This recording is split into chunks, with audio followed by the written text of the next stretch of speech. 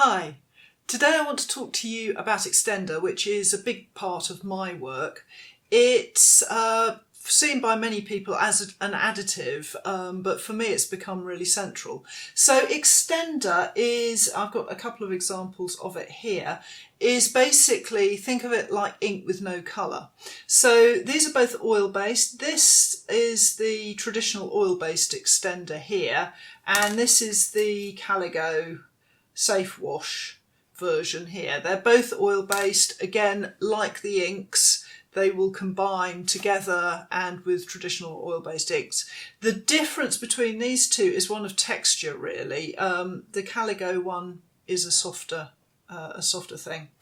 So Extender works by making the ink more transparent. So think of it like adding water to watercolours.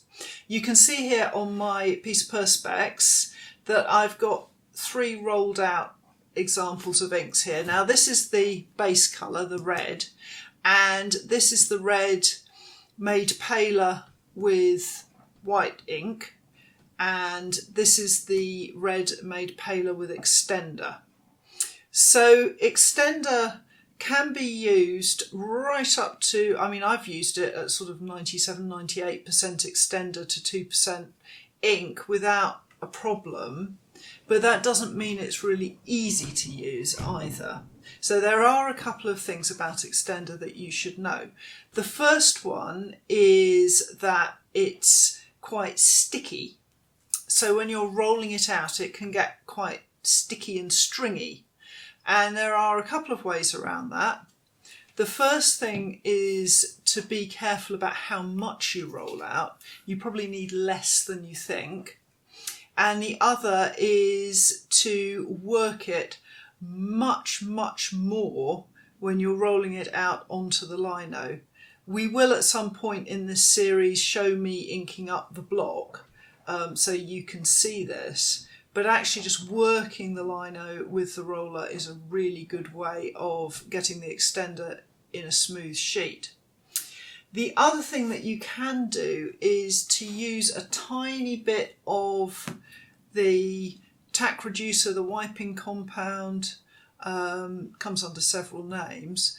That is the stuff I showed you. If you go to the video on inks and additives, I explain it there. And if you add a smidge of that, then it will help with the stickiness of the Extender. And also when I'm mixing up inks with Extender, just as though I was using inks at full strength, I would use a dryer. So I would go with this wax dryer, again at about 3% or so, to dry the ink out. One thing to watch for too when you're using Extender and rolling it out, and if I remember when I'm inking up I'll show you again, the Extender can flip up onto the bar of the roller. If you look at this roller here, there's a small gap, and as you roll out the Extender can flick and flick and flick up onto that bar and then drip back down onto your print, which is incredibly annoying. So probably a good idea to have a rag and just wipe down your roller. We're going to have a film about rollers as well and looking after rollers, so we'll cover that, how to care for a roller that's got filthy, in that video. So that's what they look like rolled out, and I want to show you what they're going to look like when the ink is actually on paper. So I've got some examples here. So here is the full strength ink. Now, one of the things that when I ink up, do is to keep the ink really scanty. I am very keen on thin layers of ink. That's a personal thing, not everybody does that, but you can see on this, although it's solid colour, it's slightly scanty. And I quite like that look, but it's a personal look, and that's something we can talk about when we're doing rolling out inks as well. So that's the sort of full strength red ink. And then here are the ones with the Extender here and the white here. So the white will turn the red pink, obviously, and it will give you a fairly solid coverage. The Extender will just extend the red, as its name suggests. So you can see it's a pale red rather than a pink. Now, you might notice on here that there's quite a lot of texture. That's because I was doing these yesterday in a bit of a hurry and I didn't work the ink as long as on the examples as I did on the examples I'm about to show you. But even so, you can see the difference in colour, and actually there are times when texture like that is really nice. But that's what will happen if you don't work your roller enough on the lino. You'll get a bit of texture like that. So those are 3 examples just to show you what Extender does.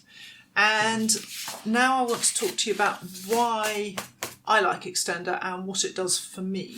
So I start off with this print, which is not a Linocut at all.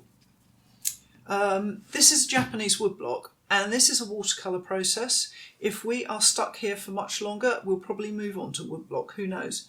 But this woodblock print is a process that's very traditional to Japanese artists. It's a very ancient technique, and it's one that I studied in Japan. It's a watercolour technique, and you can hopefully see from this print, which is called Near Applecross, it's a place up in Scotland, that it's a very delicate way of working. It relies on many layers of very delicate washes of watercolour, and I kind of fell in love with the process.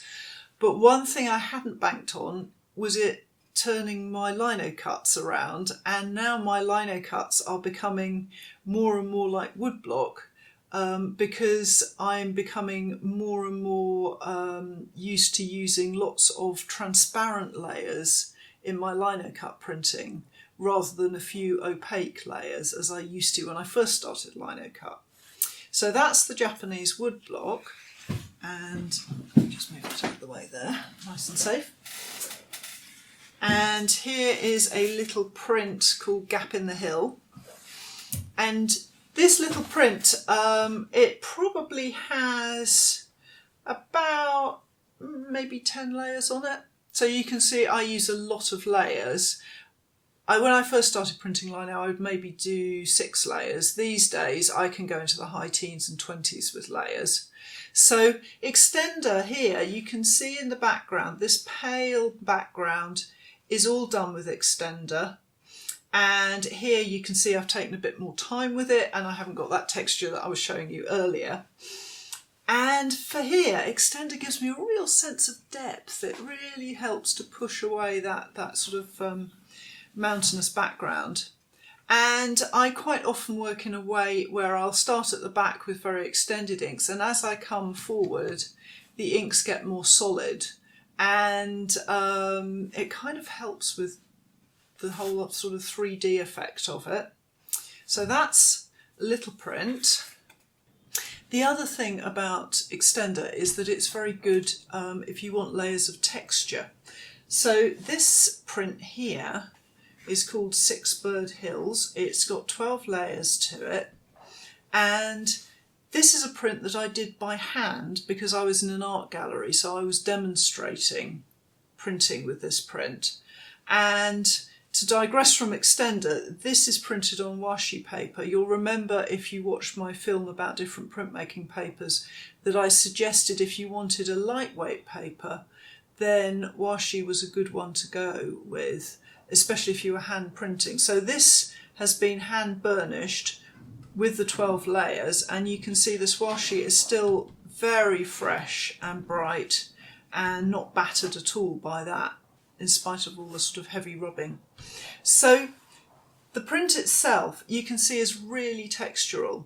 And I spoke a bit before about how I don't worry about scanty inking. I quite like scanty inking. Here it's carried to the extreme. So you can see there are whole areas where the ink is virtually not there. It has this kind of painterly, transparent sort of effect. And hopefully you can see how that is, although it's a Linocut, is much closer to my Japanese woodblock print, which is a watercolour process. So I'm taking a heavy oil-based ink and turning it into something quite light and delicate and translucent, and I really love that about Extender. Finally, I want to show you a large print. So this final print that I want to talk to you about here is called Sky Sea Mist, and the extender is working in several ways for me here with this. First of all, as the name suggests, it is all about mist, and I want a very, very delicate background. Here I worked really hard at it, and you can see I have got a perfectly smooth, almost invisible layer of extender, and just a little bit of the background landscape emerging here, and that's pushed right back by the extender. And then as I come forward, you can really see how I'm adding ink to extender, and it's building up the colours as I come forward. Now this print has a lot of layers. We're probably into, maybe 18 layers or so. And one of the important things, if you're going to go for lots and lots of layers, is that you need to keep things crisp and neat, and for the ink not to get clumsy and thick and just blurry, which looks really ugly. So fine layers and fine applications, and I find working with extender helps me with that. If I just use neat ink, I find it harder to keep things thin. Just one of those things, I guess. So extender can do an awful lot for you if you want to work in the kind of ways that I work. It's not for everyone, but I would suggest you give it a go, and at the very least it can dilute a dark colour for you without changing the colour like a red into a pink, and that can be really helpful. So we'll be talking about extender while I'm printing, but that's the lowdown for now. So thanks a lot for listening, and I look forward to seeing you next time.